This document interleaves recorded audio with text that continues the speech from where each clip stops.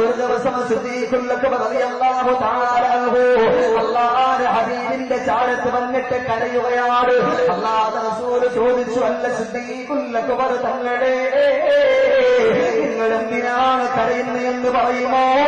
നിങ്ങൾ എന്തിനാണ് വേദനിക്കുന്നതെന്ന് പറയുമോ? നിങ്ങൾ എന്തിനാണ് പ്രയാസപ്പെടുന്നതെന്ന് പറയുമോ? അപ്പോഴാണ് അവിടെ നിന്ന് സിദ്ദീഖുൽ അക്ബർ തങ്ങൾ പറഞ്ഞത്, യാ റസൂലല്ലാഹ്, എവിടെ വെച്ചെന്നെ കണ്ടാലും ഏത് സ്ഥലത്ത് വെച്ചെന്നെ കണ്ടാലും എപ്പോൾ കണ്ടാലും എന്നോട് സലാം പറയുന്ന അയ്യാറ് തങ്ങളില്ലേ, ഇന്നെന്നെ കണ്ടിട്ട് സലാം പറഞ്ഞിട്ടില്ല നബിയേ, ഇന്നെന്നെ കണ്ടിട്ട് സലാം പറഞ്ഞിട്ടില്ല നബിയേ. അതെന്താണെന്നറിയില്ല നബിയേ. എന്താണ് എനിക്കെന്നോടൊരു വിരോധമുണ്ടോ? എനിക്കെന്നോടൊരു വിദ്വേഷമുണ്ടോ?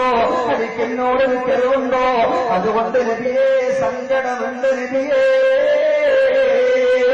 അല്ലാഹുവിന്റെ ഹബീബായ റസൂലുള്ളാഹി തങ്ങൾ അലിയെ വിളിച്ചിട്ട് ചോദിക്കുന്നു, അലിയേ, സിദ്ദീഖുൽ അക്ബർ തങ്ങളെ കണ്ടിട്ട് എന്തുകൊണ്ടാണ് സലാം പറയാതെ മടങ്ങിപ്പോയത്?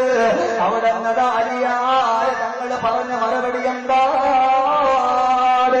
പഠിക്കണേ ചെറുപ്പക്കാരാ, പഠിക്കണേ പെങ്ങളെ, പഠിക്കണേ ഉമ്മ. മുസ്തഫ നബി തങ്ങളുടെ മുമ്പിൽ അലിയായ തങ്ങൾ ചെന്നുകൊണ്ട് പറയുന്നു, നബിയേ, ഇന്നലെ ഞാൻ കിടന്നുറങ്ങുമ്പോ ഒരു സുന്ദരமான സ്വപ്നം ഞാൻ കണ്ടു നബിയേ.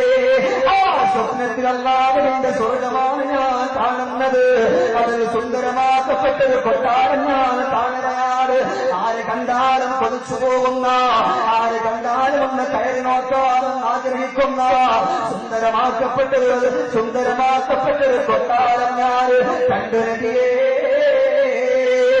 രണ്ട് മലക്കുകൾ ഇങ്ങനെ പരസ്പരം സംസാരിക്കുകയാണ്. അവർ രണ്ടുപേരും പറയുകയാണ്, ആദ്യമായി കണ്ടുമുട്ടുമ്പോ ആദ്യമായി സലാം പറയുന്നു. അവനിക്ക് വേണ്ടിയാണ് കൊട്ടാരമെന്ന് പറഞ്ഞപ്പോ പെട്ടെന്ന് ഉറക്കിൽ നിന്ന് ഞെട്ടി ഉണർന്ന ഞാൻ, മുസ്തഫായ വിധങ്ങളെ ഇനി ഒന്ന് പറഞ്ഞൂടെ, ഞാൻ ചെയ്തത് കുറ്റമാണോ നബിയേ? അബൂബക്കർ സിദ്ദീഖ് റളിയല്ലാഹു തആല അൻഹു അവിടത്തെ കൊണ്ട് കടന്നു വരുമ്പോ അങ്ങയെ കൊണ്ട് ആദ്യമായിട്ട് വിശ്വസിച്ചത്, അങ്ങയുടേതായിട്ടുള്ള എല്ലാ കാര്യങ്ങളും കേട്ടിട്ടുള്ളത്, എല്ലാ സമയത്തും മുത്തുനബിയോടൊപ്പം ചാരത്തിരിക്കുന്ന ആ സിദ്ദീഖ് ആദ്യം സലാം പറയുമ്പോ അല്ലാഹുവിന്റെ സ്വർഗീയ ലോകത്തെ കൊട്ടാരമുണ്ടല്ലോ, ആ കൊട്ടാരം ബഹുമാനപ്പെട്ട അബൂബക്കർ സിദ്ദീഖ് തങ്ങൾക്ക് കിട്ടട്ടെന്ന് പറഞ്ഞുകൊണ്ട് ഞാൻ സലാം